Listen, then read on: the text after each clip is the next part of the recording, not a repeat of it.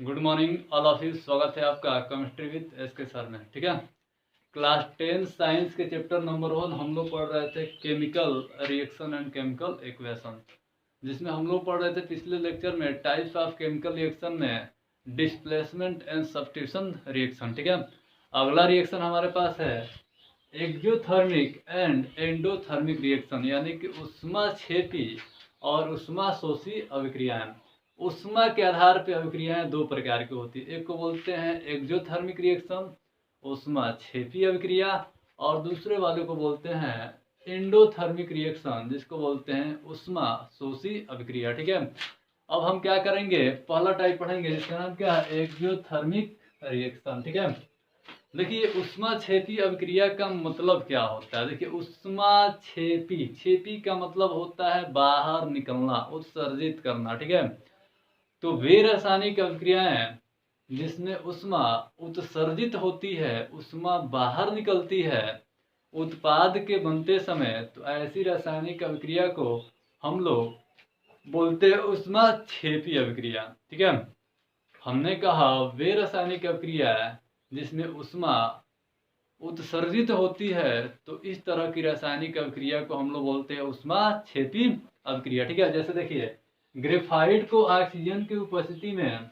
दहन कराया गया, कंबंशन कराया गया या अभिक्रिया कराया गया, तो बना कार्बन डाइऑक्साइड और 94 किलो कैलोरी, 94 किलो कैलोरी ऊर्जा क्या हुई, उत्सर्जित हुई। तो ऊष्माक्षेपी अभिक्रिया में जब रासायनिक समीकरण लिखते हैं तो उत्पाद की तरफ प्लस करके ऊष्मा की वैल्यू रखा जाता है। ठीक है, प्लस 94 किलो कैलोरी का मतलब यह कि उत्पाद बन रहा है कार्बन डाइऑक्साइड, इसके साथ ऊष्मा भी क्या हो रहा है, बाहर निकल रहा है। एक जनरल एग्जांपल भी हम लोग दे सकते हैं, जैसे मार्केट से चूना लाते हैं और चूना को जैसे ही पानी में घोलते हैं तो देखते हैं कि चूने का जो पानी होता है ना खौलने लगता है। इसका मतलब क्या हो रहा है, उसमें से ऊष्मा उत्सर्जित हो रहा है, ऊष्मा बाहर निकल रहा है। ठीक है, तो देखिए कार्बन को ऑक्सीजन के साथ अभिक्रिया कराया गया, यानी कि दहन कराया गया, कंबंशन कराया गया, तो यहाँ बना कार्बन डाइऑक्साइड, और कार्बन डाइऑक्साइड के साथ इतना किलो कैलोरी ऊर्जा भी क्या हो रहा है, प्राप्त हो रहा है।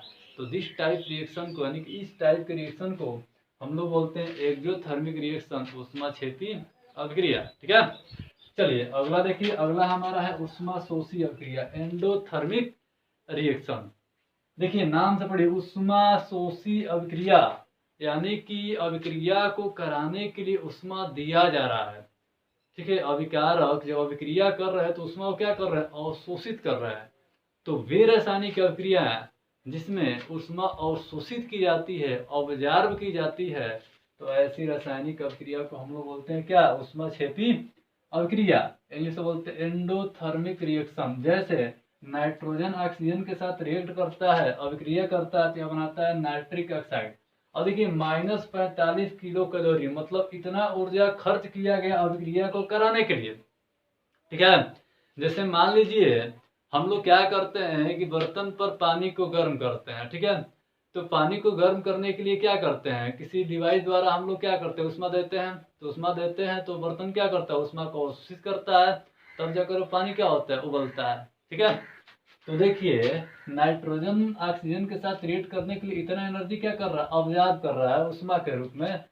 तो इस तरह के रिएक्शन में उष्मा की वैल्यू उत्पाद की तरफ या तो माइनस करके, नहीं तो अभिकारक के साथ प्लस करके भी इसे लिख सकते हैं। ठीक है, तो कहीं भी रिएक्शन में माइनस करके उष्मा दिया हो केमिकल इक्वेशन में, समझिएगा कौन सा रिएक्शन है, ऊष्माशोषी अभिक्रिया। ठीक है, और कहीं भी रिएक्शन में अगर उष्मा की वैल्यू प्लस करके लिखा उत्पाद की तरफ, तो उसे हम लोग कहेंगे क्या, ऊष्माक्षेपी अभिक्रिया, एंडोथर्मिक रिएक्शन। ठीक है, जैसे कार्बन सल्फर से अभिक्रिया करके बनाता है कार्बन डाइसल्फाइड, और 20,000 किलो कैलोरी ऊर्जा क्या होता है, अभिक्रिया को कराने के लिए खर्च कर दिया जाता है। मतलब कि ये दोनों मिलकर क्या करते हैं, इतना किलो कैलोरी ऊर्जा को ऑब्जर्व कर लेते हैं। ठीक है, कार्बन सल्फर के साथ अभिक्रिया करके यहाँ बनाता है कार्बन डाई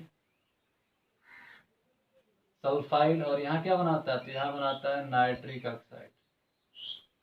ठीक है, नाइट्रिक ऑक्साइड एक उदासीन ऑक्साइड है। ठीक है, नाइट्रिक ऑक्साइड, नाइट्रस ऑक्साइड मत समझिएगा, नाइट्रस ऑक्साइड का मतलब होता है लफिंग गैस। ठीक है, नाइट्रोजन 5 प्रकार के ऑक्साइड बनाता है। देखिए लिख लीजिए, नाइट्रोजन कितने प्रकार के ऑक्साइड बनाता है? 5 प्रकार के ऑक्साइड का फॉर्मेशन करता है। देखो, NO nitric oxide, NO2 nitrogen dioxide, N2O3 nitrogen trioxide, ठीक है, N2O5 नाइट्रोजन पेंटा ऑक्साइड, और एक और होता है, यहाँ पे छूट गया, N2O, जिसको हम लोग बोलते हैं नाइट्रस ऑक्साइड, यानी कि लॉफिंग गैस।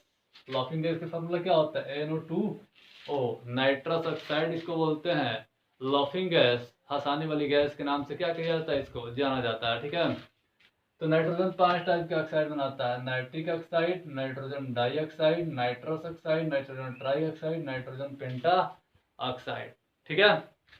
तो आज के लेक्चर में हमने यह देखा कि एक्सोथर्मिक रिएक्शन और एंडोथर्मिक रिएक्शन क्या होता है, उसमें क्षेत्रीय अभिक्रिया और उसमें शोषी अभिक्रिया क्या होता है, ठीक है। उष्मा क्षेत्रीय का मतलब जिस अभिक्रिया में उष्मा क्या होता है, बाहर निकलता है, तो उसे हम लोग क्या बोलते हैं, उष्मा क्षेत्रीय अभिक्रिया। और जिस अभिक्रिया में उष्मा अवशोषित की जाती है उसे हम लोग क्या बोलते हैं, उष्मा शोषी अभिक्रिया। ये बात हमेशा याद रखना है कि उष्मा क्षेत्रीय अभिक्रिया में उष्मा उत्पाद की तरफ प्लस के रूप में लिखा होता है, जबकि उष्मा शोषी में उष्मा उत्पाद की तरफ माइनस के रूप में भी लिखा होगा, या तो अभिकारक की तरफ प्लस के रूप में भी लिखा हो सकता है। मतलब ये वाला वैल्यू यहाँ पर प्लस करके भी लिख सकते हैं, तो भी कौन सी अभिक्रिया होगा, उष्मा शोषी अभिक्रिया। अब इस चैप्टर में हमारा एक रिएक्शन बच गया जिसको बोलते हैं रेडॉक्स रिएक्शन, ठीक है। उसके लिए मैं सेपरेट एक अलग से वीडियो बनाऊंगा, ठीक है, क्योंकि रेडॉक्स रिएक्शन हम लोग 11th-12th में भी पढ़ने वाला है, ठीक है। बहुत ही बढ़िया और मजेदार टॉपिक है, ठीक है। तो वीडियो कैसा लगा?